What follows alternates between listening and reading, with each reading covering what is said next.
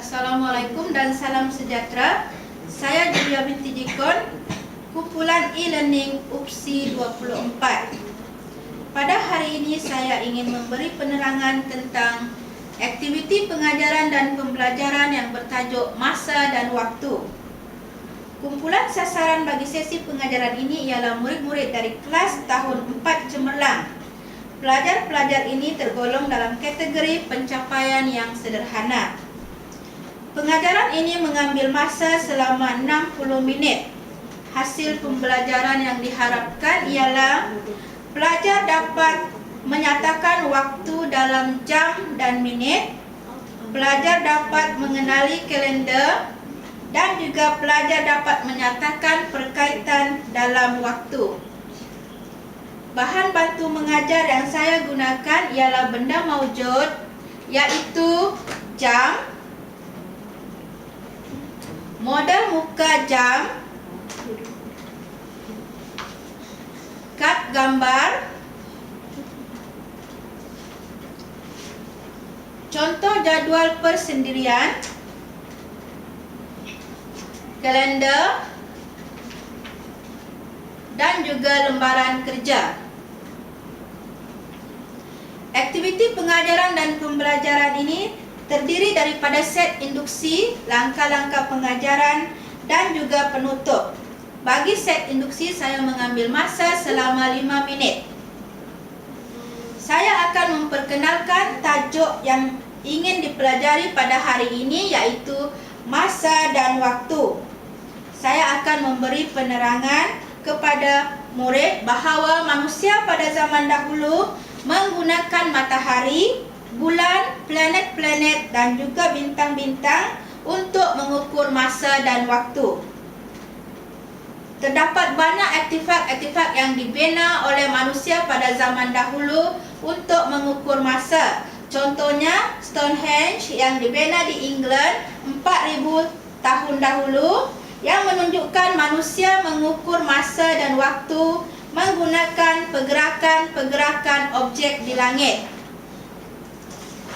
Seterusnya kalender Aztec yang merupakan artefak yang menunjukkan puak Mayan di Amerika Tengah menggunakan matahari dan bulan sebagai rujukan dalam menghitung hari.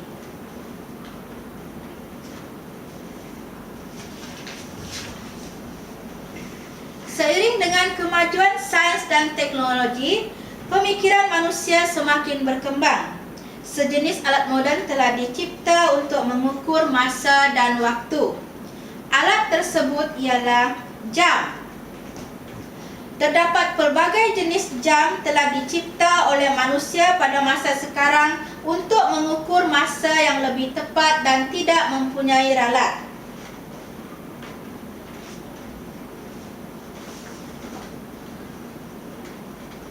Setelah penerangan berkaitan dengan tajuk yang ingin dipelajari pada hari ini, saya akan menunjukkan satu model jam kepada pelajar untuk mempelajari fungsi jarum yang terdapat pada muka jam.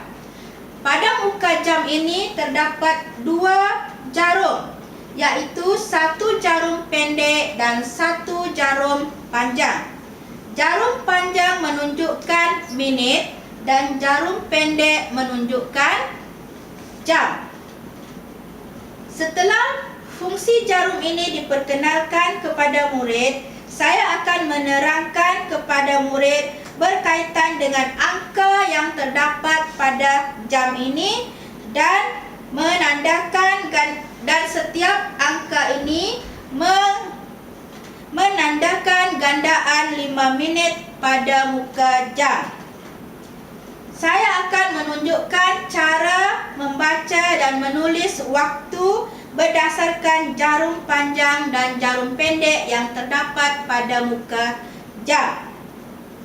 Apabila jarum minit menunjukkan angka 12 dan jarum jam menunjukkan angka 10, itu menunjukkan bahawa waktu ini boleh dibaca sebagai pukul 10.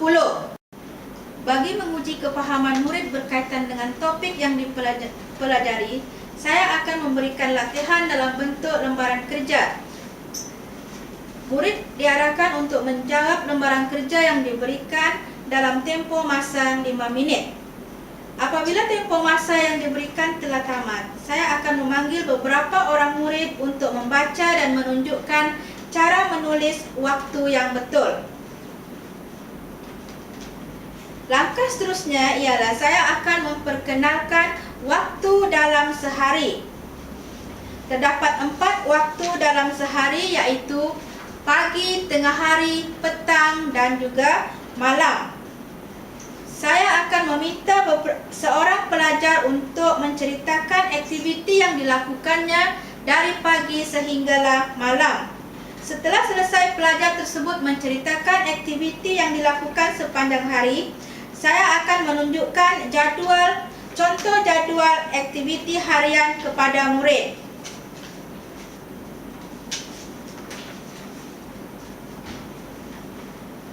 Contoh jadual harian tersebut kita bahagikan kepada 3 ruangan, iaitu waktu, aktiviti dan juga catatan.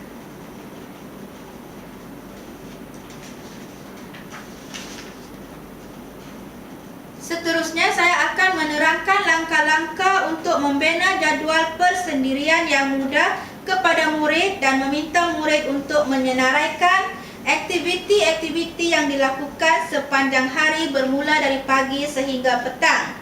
Kemudian murid haruslah menetapkan masa yang sesuai bagi setiap aktiviti yang telah disenaraikan. Saya akan membahagikan murid kepada beberapa kumpulan kecil dan setiap kumpulan dikehendaki berbincang dan menyenaraikan aktiviti yang dilakukan sepanjang hari dalam lembaran kerja berkumpulan.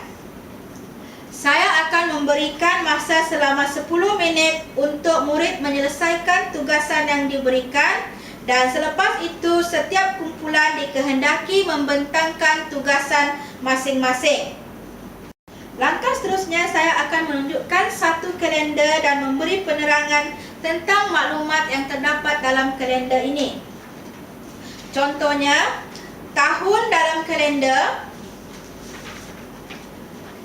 bulan yang terdapat dalam kalender iaitu bulan-bulan dalam setahun bermula daripada bulan Januari sehingga Disember.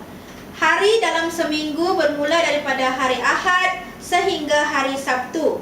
Saya akan meminta beberapa orang murid menamakan bulan-bulan dalam setahun dan hari dalam seminggu mengikut urutan yang betul. Seterusnya saya akan bersoal jawab dengan murid mengenai bulan dan hari sebelum dan selepas. Contohnya, bulan selepas bulan Ogos ialah bulan. Saya akan meminta beberapa orang murid untuk menjawab soalan yang diberikan. Untuk aktiviti penutup, saya memperuntukkan masa sebanyak 5 minit. Saya akan berbincang bersama murid tentang cara-cara menghargai masa, kerana masa yang berlalu tidak akan berulang kembali. Sebagai pelajar seharusnya memanfaatkan masa dan supaya menjadi seorang pelajar yang cemerlang. Pengajaran dan pembelajaran ukuran masa dan waktu, pelajar sering menghadapi masalah untuk memahami istilah. Oleh itu, seorang guru haruslah menerangkan dengan jelas tentang konsep masa dan waktu kepada murid agar tidak berlaku miskonsepsi terhadap tajuk yang dipelajari. Miskonsepsi terhadap tajuk masa dan waktu ialah murid tidak dapat memahami konsep masa dan juga konsep waktu.